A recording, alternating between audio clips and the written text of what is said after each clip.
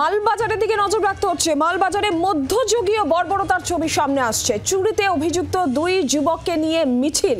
ঠিক কি ঘটেছে বিস্তারিত আপনাদের জানাবে শুক্লা। একদমই মালবাজারে রাঙামাটিতে টুনিবাড়ি চা বাগানে উত্তেজনা, কারণ দুই যুবককে হাতে নাতে ধরে ফেলেন গ্রামবাসীরা এবং তারা যারা বলছেন যে তারা চুরি করেছে এবং তারপর তাদেরকে মাথা ন্যাড়া করে দেওয়া হয়, তাদেরকে দড়ি বেঁধে জুতোর মালা পরিয়ে ঘুরিয়েছেন গ্রামবাসীরা। একেবারে মধ্যযুগীয় বর্বরতার ছবি নজরে এসেছে মালবাজারে। ঠিক কি হয়েছে, গ্রামবাসীদের অভিযোগ ঠিক কি, পুলিশের তরফ থেকে এখনো পর্যন্ত কোনো রকম ব্যবস্থা নেওয়া হয়েছে কিনা আমরা জানবো, কথা বলবো। অরূপ এই মুহূর্তে আমাদের সঙ্গে রয়েছেন, আমাদের প্রতিনিধি। অরূপ, কি হয়েছে মালবাজারে?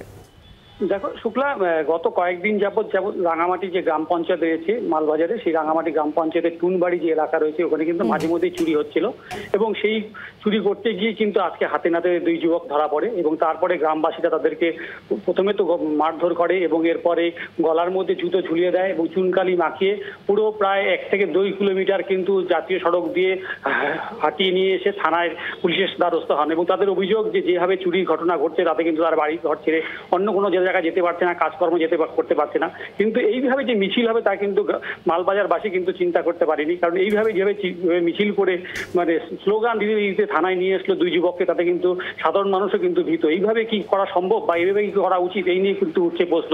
তবে পুলিশ দুইজনকে কিন্তু গ্রেপ্তার করেছে, করে তাদেরকে কিন্তু আজ জলপাইগুড়ি চালান করবে বলে জানা গেছে। শুক্লা, ধন্যবাদ অরূপ।